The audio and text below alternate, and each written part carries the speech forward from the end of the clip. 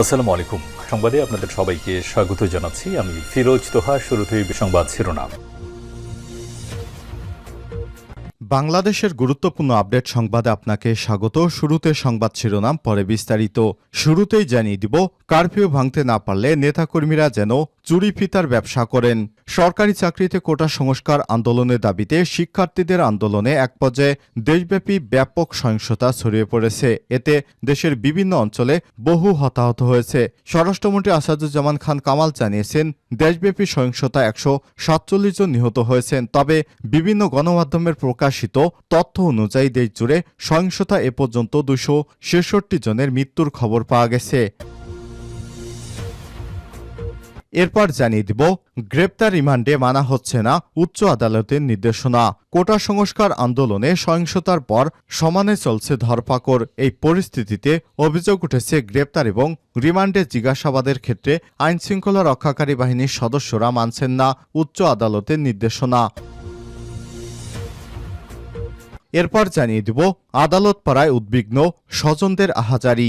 চাকরিতে কোটা সংস্কার আন্দোলনকে ঘিরে সংঘর্ষের ঘটনায় জড়িত থাকার অভিযোগে শিক্ষার্থীদের পাশাপাশি শ্রমিক, দিনমজুর, ব্যবসায়ীদেরও যেতে হচ্ছে কারাগারে।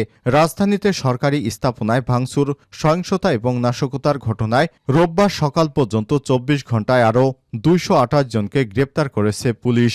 এ নিয়ে রাজধানীতে 229 মামলায় মোট গ্রেপ্তার হয়েছে 2764 জন।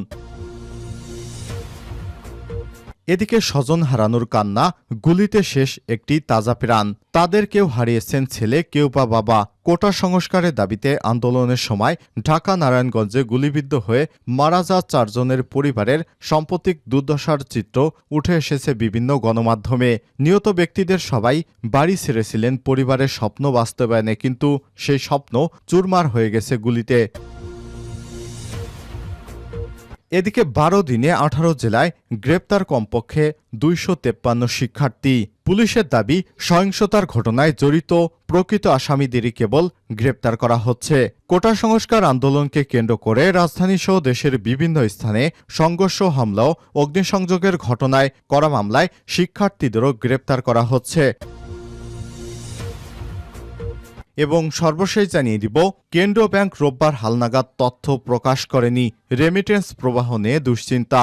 দেশে ডলারের দাম বাড়িয়ে দেওয়ার পর গত এক সপ্তাহে রেমিটেন্স প্রবাহ কমে গেছে। এখন কোটা আন্দোলনের দমনপীড়নে প্রবাসীরা রেমিটেন্স পাঠানো কমিয়ে দেওয়ার ক্যাম্পেইন করছে। গত সপ্তাহে রেমিটেন্স চিত্র থেকে দেখা গেছে, একদিনে যে পরিমাণ রেমিটেন্স দেশে এসেছে, গত এক সপ্তাহে সেই পরিমাণ রেমিটেন্স এসেছে। গতকাল বাংলাদেশ ব্যাংক রেমিটেন্স নিয়ে কোনো তথ্য প্রকাশ করেনি। তার মানে রেমিটেন্স প্রবাহ দিন দিন বিদেশ থেকে আরও কম আসছে।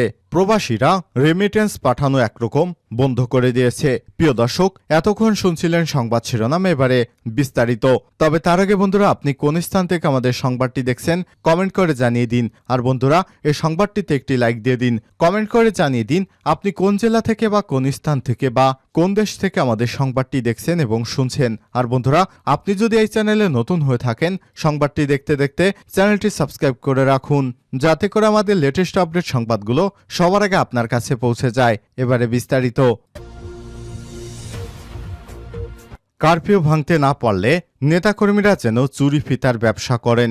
সরকারি চাকরিতে কোটা সংস্কার আন্দোলনের দাবিতে শিক্ষার্থীদের আন্দোলনে এক পর্যায়ে দেশব্যাপী ব্যাপক সহিংসতা ছড়িয়ে পড়ে। এতে দেশের বিভিন্ন অঞ্চলে বহু হতাহত হয়। স্বরাষ্ট্রমন্ত্রী আসাদুজ্জামান খান কামাল জানিয়েছেন, দেশব্যাপী সহিংসতা 147 জন নিহত হয়েছেন। তবে বিভিন্ন গণমাধ্যমে প্রকাশিত তথ্য অনুযায়ী দেশজুড়ে সহিংসতায় নিহতের সংখ্যা 266 জন। সরকারের দাবি, শিক্ষার্থীদের শান্তিপূর্ণ আন্দোলনে বিএনপি এবং জামাত ইসলামের নেতাকর্মীরা ছদ্মবেশে প্রবেশ করে সহিংসতা উস্কে দিয়েছে। ভাঙচুর এবং অগ্নিসংযোগ করা হয়েছে রাষ্ট্রীয় সম্প্রচার মাধ্যম টেলিভিশন বিটিভি, বনানী সেতু ভবন, মহাখালীর দুর্যোগ ব্যবস্থাপনা ভবন এবং মেট্রো রেল স্টেশন সহ বিভিন্ন সরকারি স্থাপনা। পরে পরিস্থিতি নিয়ন্ত্রণে গত 19 জুলাই রাত থেকে সারা দেশে কারফিউ জারি করে এবং সেনাবাহিনী মাঠে নামানো হয় সেনাবাহিনীর সদস্যদের। সহিংসতার ঘটনায় শুধু রাজধানীতেই 229 মামলা দায়ের করা হয়েছে। আর এতে রোববার পর্যন্ত গ্রেপ্তার করা হয়েছে 2764 জনকে। কোটা সংস্কারের দাবিতে গড়ে ওঠা ছাত্র আন্দোলনের শুরু থেকেই ওত পেতে ছিল তৃতীয় পক্ষ। বিষয়টি নিয়ে সরকারকে প্রতিবেদনও দেয় একাধিক গোয়েন্দা সংস্থা।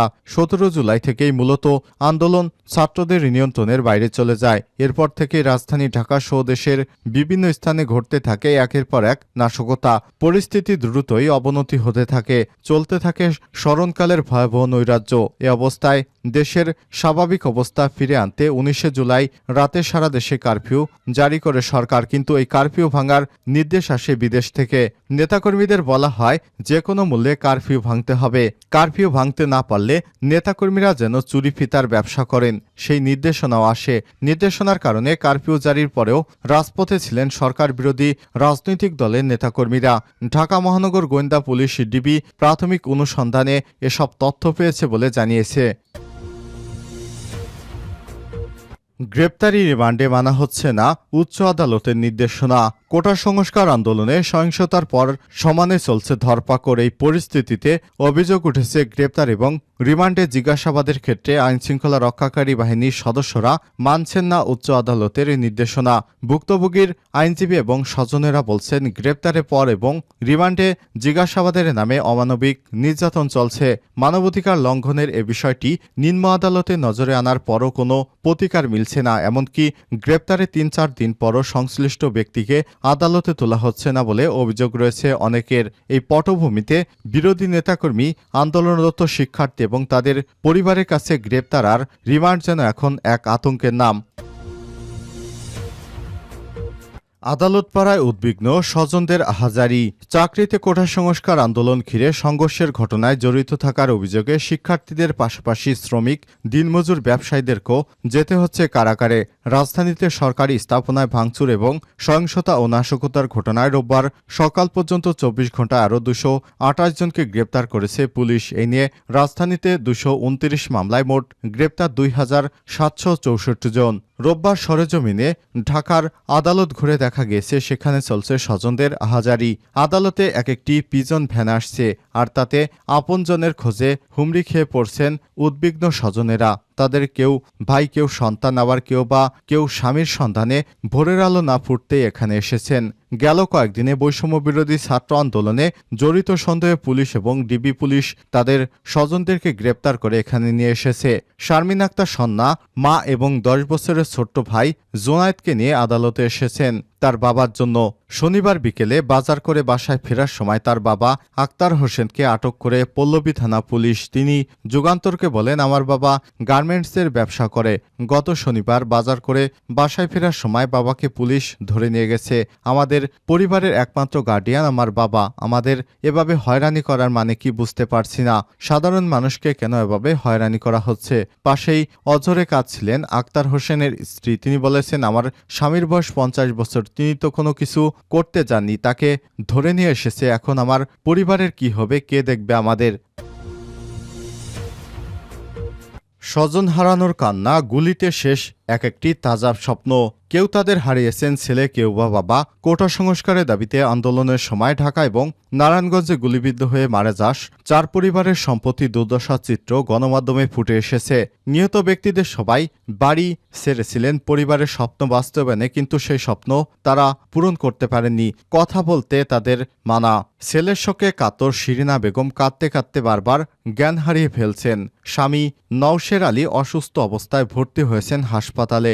সংবাদকর্মীদের সঙ্গে কথা বলতে রাজি হননি পরিবারের কেউ। প্রতিবেশীরা জানিয়েছেন, নওশের শিরিনা দম্পতির বড় সন্তান ইমতিয়াজ হোসেন জাবির 22 ঢাকার বনশ্রীতে গুলিবিদ্ধ হয়েছিলেন 19 জুলাই।